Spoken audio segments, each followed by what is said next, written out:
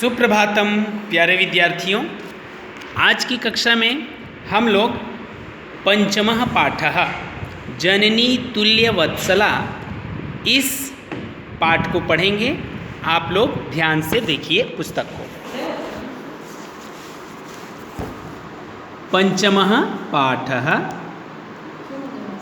जननी तुल्य वत्सला अर्थात माता के समान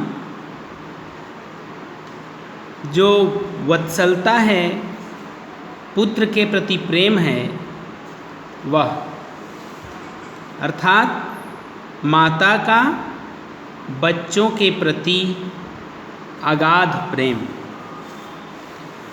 प्यारे विद्यार्थियों, यह जो प्रसंग है वह महाभारत के वन पर्व से ली गई है।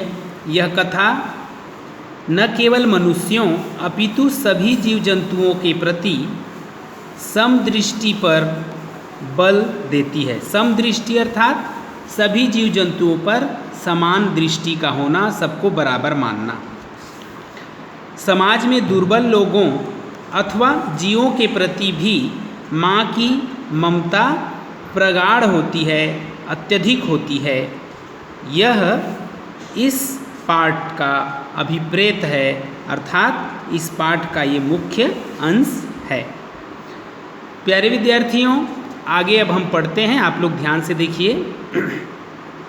कश्चित् कृषकः बलिवर्दाभ्यां क्षेत्रकर्षणं कुर्वन् आसीत्।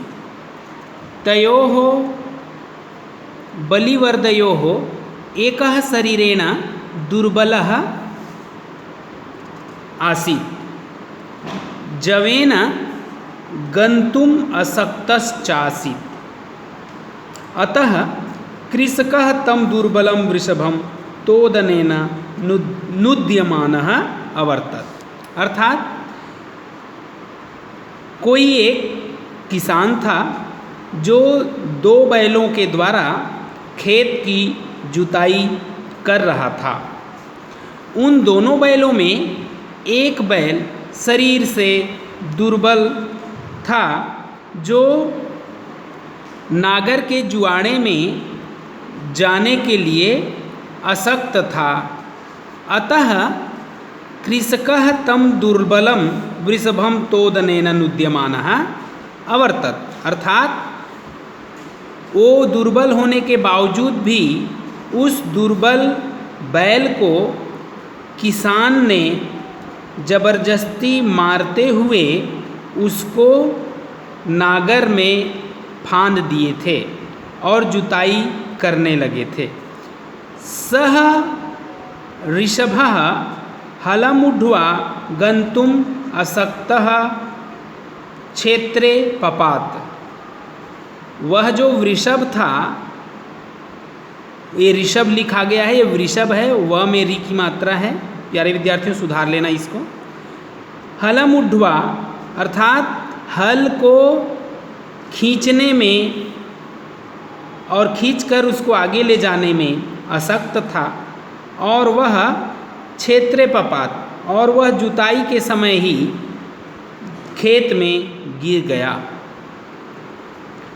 क्रुद्धः कृषिवलः तम उत्थापयितुं बहुवारं यत्नम् अकरोत्। वह क्रोधित किसान उस बैल को उठाने के लिए तम उत्थापयितुं बहुवारं अर्थात बहुत बार, यत्नम अर्थात प्रयत्न, अकरोत् किया, बहुत बार प्रयत्न किया उनको उठाने के लिए। तथापि वृषः नोत्थितः अर्थात फिर भी उठाने पर भी वह बैल नहीं उठा। नोत्थितः, न उत्थितः, नोत्थितः। भूमौ पतिते स्वपुत्रं दृष्ट्वा सर्वधेनुना मातुः सुरभेः नेत्राभ्याम अश्रूणि आविरासन। भूमौ अर्थात भूमि में गिरे हुए अपने पुत्र को देखकर सभी धेनुओं की माता सुरभि अर्थात गाय उस गाय के दोनों नेत्रों से अश्रु गिरने लगे, दोनों आंखों में उनके आंसू आ गए। सुरभेरिमाम अवस्थां दृष्ट्वा सुराधिपः ताम अपृच्छत्, अर्थात सुरभेः इमाम अवस्थां, उस गाय के इस अवस्था को देखकर देवताओं के स्वामी इंद्र ने उस गाय से पूछा, सुरभि से क्या पूछा, अयि शुभे किमेवं रोदिसी उच्यताम इति साच, अर्थात हे शुभे किस लिए तुम रो रही हो, बताओ, ऐसा इंद्र ने कहा।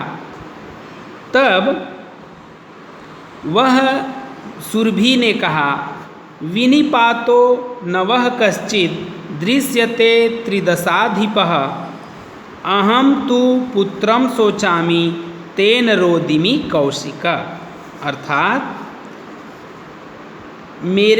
मेरा जो पुत्र है वह भूमि पर गिर गया है और मैं अहम तो पुत्रम शोचामि, मैं उस गिरे हुए पुत्र के विषय में सोच रही हूँ।